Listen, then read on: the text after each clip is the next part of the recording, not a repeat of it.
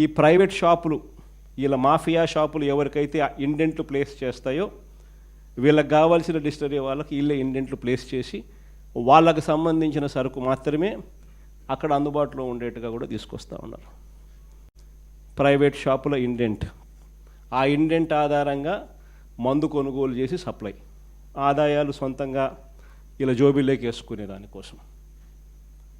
ఇవన్నీ ఒక మాఫియా.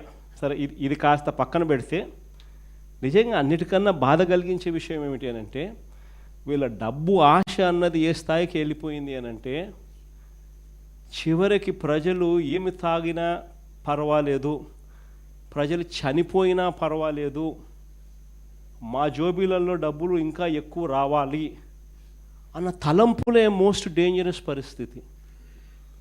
అది నిజంగా ఆశ్చర్యకరమైన విషయం.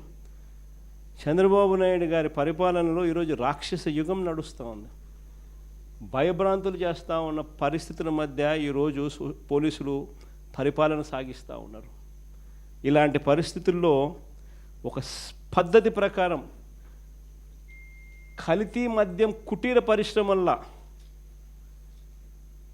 కల్తీ మద్యం కుటీర పరిశ్రమలుగా ఏకంగా ప్రాంతాల వారీగా చంద్రబాబు నాయుడు ఆయనకు సంబంధించిన ఈ మాఫియాను కంట్రోల్ చేసే కొంతమంది ఆయన క్యాబినెట్లో మంత్రులు, ప్రముఖ రాజకీయ పోస్టులలో ఉన్న పెద్దలు, పెద్దబాబు చిన్నబాబు ఆధ్వర్యంలో కుటీర పరిశ్రమల్లో ఏకంగా వీళ్ళు కల్తీ మద్యం తయారు చేసే ఈ మాదిరిగా ఫ్యాక్టరీలు పెట్టి చేసేసి వీళ్ళే క్వాలిటీ లేని లిక్కర్ను అక్కడ తయారు చేసి వీళ్ళ డిస్ట్రిబ్యూషన్ నెట్వర్క్ ఏదైతే ఉందో, ప్రైవేట్ మాఫియాతో కూడిన డిస్ట్రిబ్యూషన్ నెట్వర్క్లకి ఏదైతే ఉందో, ఆ షాపుల్లోకి, ఆ బెల్ట్ షాపుల్లోకి నేరుగా ఈ మందును పంపిస్తూ ఉన్నారు.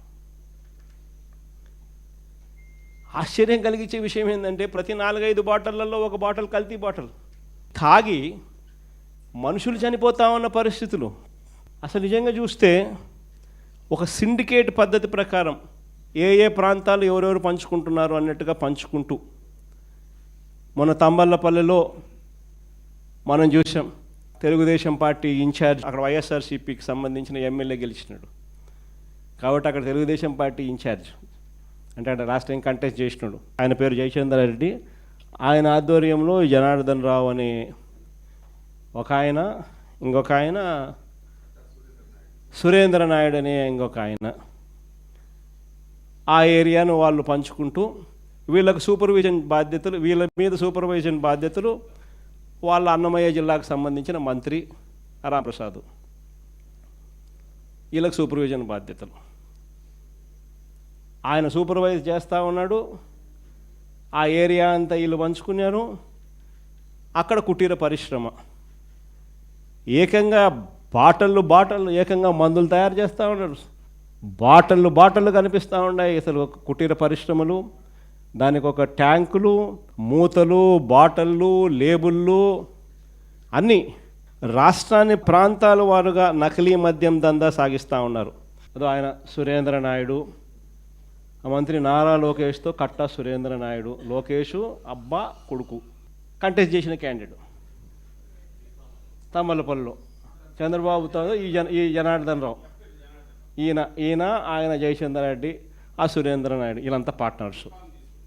బీఫామ్ ఇస్తాడు చంద్రబాబు నాయుడు, బాగా కంటెస్ట్ చేయనైనా నువ్వు, ఇంకా ఎమ్మెల్యే అయ్యి ఇంకా అంత రకరకాలుగా ప్రజలను ఇంకా హింసించు అని చెప్పి ఏకంగా బీఫామ్.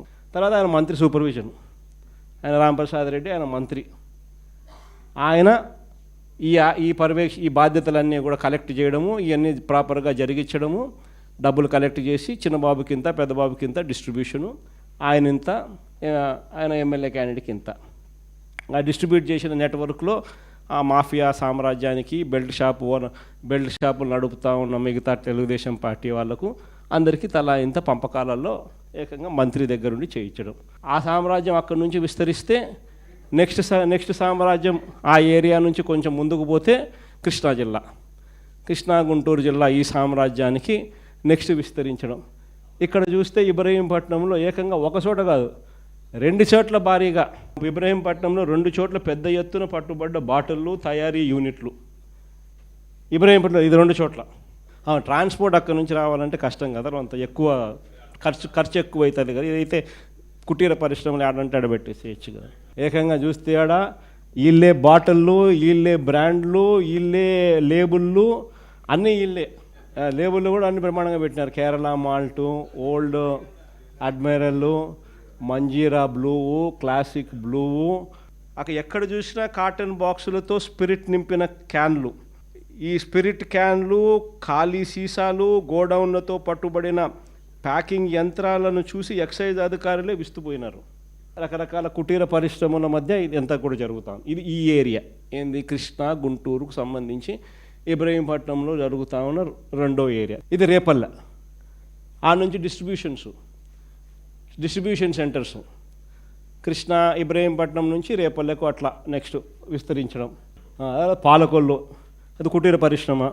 చూడు ఎంత బాగుందో కుటీర పరిశ్రమ. అసలు ఏ లెవెల్లో పెట్టినారో. మిషన్లకు తోడు క్యాన్లకు తోడు స్పిరిట్లు, బాటిళ్ళు, లేబుళ్ళు, అన్ని ఫ్రాంచైజ్ నీట్గా ఫ్రాంచైజ్ పద్ధతులలో కుటీర పరిశ్రమల మాదిరి విస్తరించుకుంటూ పోతూ ఉన్నారు. ఇది పాలకొల్లులో జరిగింది. ఇది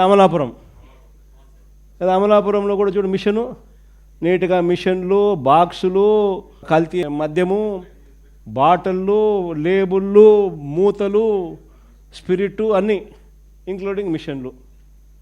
మళ్ళీ ఎక్కడ వాళ్ళందరినీ బయట మూతలు వాళ్ళందరినీ తీసేసినారనుకో, ఆ మాస్కులు తీసేస్తే అంత తెలుగుదేశం కార్యకర్తలు అని చెప్పి కనపడతారు కాబట్టి మాస్కులు మూసేయడం.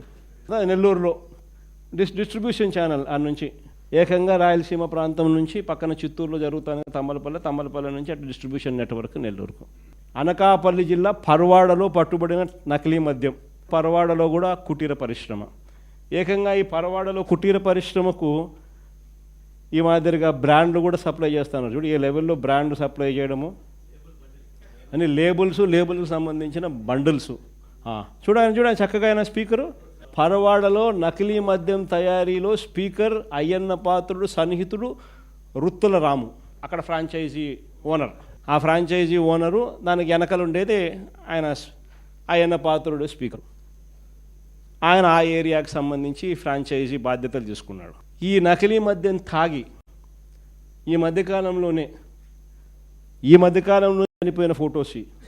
ఇబ్రహీంపట్నం మండలంలో చిలుకూరులో వైన్స్లో మద్యం తాగి కొద్దిసేపటికే చెందిన షేక్ చిన్నమస్తాన్. పక్కన ఇబ్రహీంపట్నం మండలంలో జూపూడి వైన్స్లో మద్యం తాగి ఇంటికి వెళ్తూ దారిలో మృతి చెందిన కిలేశ్వరంపురం గ్రామానికి చెందిన నాగరాజు. ఇది అనంతపురం జిల్లా గుంతకల్లు పట్టణంలో వైన్ షాపు వద్దే మద్యం సేవిస్తూ పెద్దన్న, బేల్దారి పెద్దన్న అనే వ్యక్తి అక్కడికక్కడే మృతి చెందినాడు. మద్యం సేవిస్తూ అక్కడికక్కడే ఇక్కడ మద్యం తాగినాడు, అడిగిపోయినాడు. పర్మిట్ రూమ్ కదా, మద్యం షాప్ పక్కనే permit room, illegal permit room. చూడు నీట్గా పొచ్చి కూర్చోబెడుతున్నారు, పర్మిట్ రూమ్లు పెడుతున్నారు, ఆడ పెగ్గుల్లో మందు పోస్తూ ఉన్నారు. అది కూడా కల్తీ మద్యం. అది తెలియక ఎక్కువ డబ్బిచ్చి, కల్తీ మద్యం అని తెలియక ఎక్కువ డబ్బిచ్చి కొనుగోలు చేసి తాగి చనిపోయే పరిస్థితి.